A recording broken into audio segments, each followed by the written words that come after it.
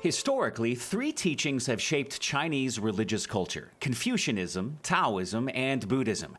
These interconnected philosophy systems are loosely tied to ancient folk religions that were part of Chinese dynasties predating Jesus by over 1,000 years.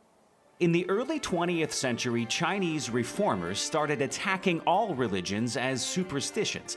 Then, in 1949, China was taken over by the Communist Party, which is officially an atheist institution. The Chinese government prohibited all party members from practicing any religion while working for the state.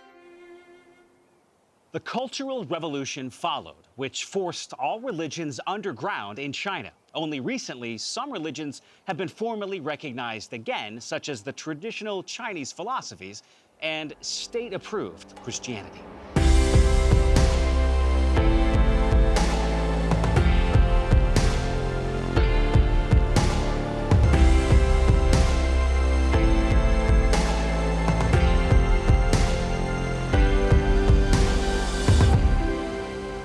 So what's the history of Christianity in China?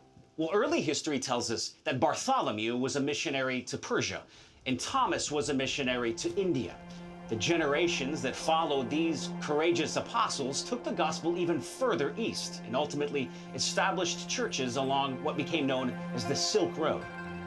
Archaeological discoveries have now confirmed that Christianity was established in China as early as 630 AD. A large stone monument, or stela, was unearthed in the province of Xi'an that recorded 150 years of Christian history during the early Tang Dynasty. The heading on the stela reads, "Memorial of the propagation in China of the luminous religion from Daqin." Back in the day, Daqin was the far western edge of the Chinese world map. The text on the stela makes clear that the luminous religion from Daqin was Christianity. While this early group of Christians planted a number of churches that lasted for about 2 centuries of the Tang Dynasty, later dynasties persecuted Christianity, and the Chinese churches nearly died out by 845 AD. In 966, a visiting monk recorded, "Christianity is extinct in China. The native Christians have perished in one way or another. The church, which they had, has been destroyed, and there is only one Christian left in the land." Well, with all that as a setup, let me introduce you to the incredible city of Hong Kong.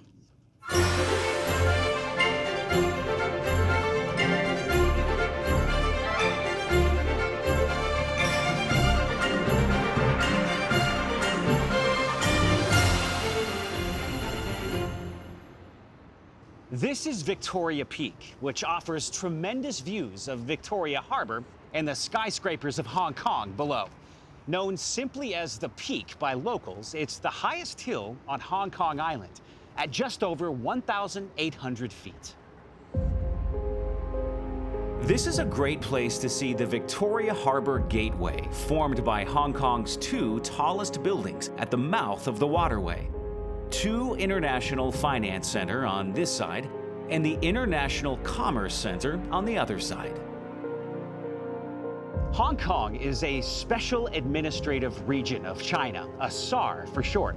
This means Hong Kong has operated under a one country, two systems policy where it's officially part of China's territory, but maintains its own government, currency, and border control. This was the agreement reached between the Communist Chinese government and the former colonial power in charge, Britain, who once held the lease on this special 428 square miles of land. Hong Kong became a British colony in 1842. The British expanded the port to be an important gateway for trade into mainland China.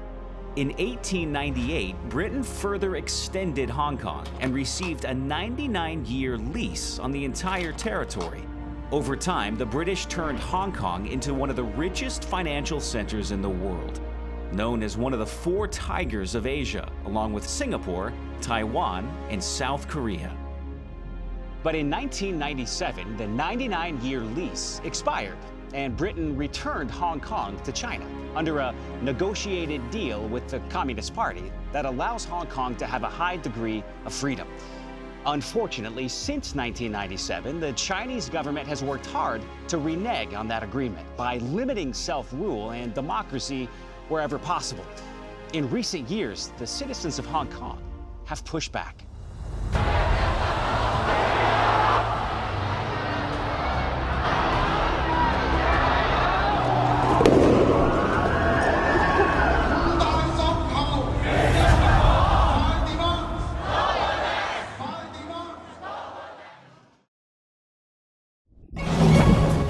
Over 2,000 years ago, the man known as Jesus of Nazareth was born in the small town of Bethlehem in the land of Judea. His extraordinary life, brutal execution, and miraculous resurrection from the dead attest to the truth of his claim to be the only Son of God. This is the story of how Jesus, through the lives of his faithful followers, has become known around the world, impacting all of human history from the first century until today. This is Drive Through History, Ends of the Earth.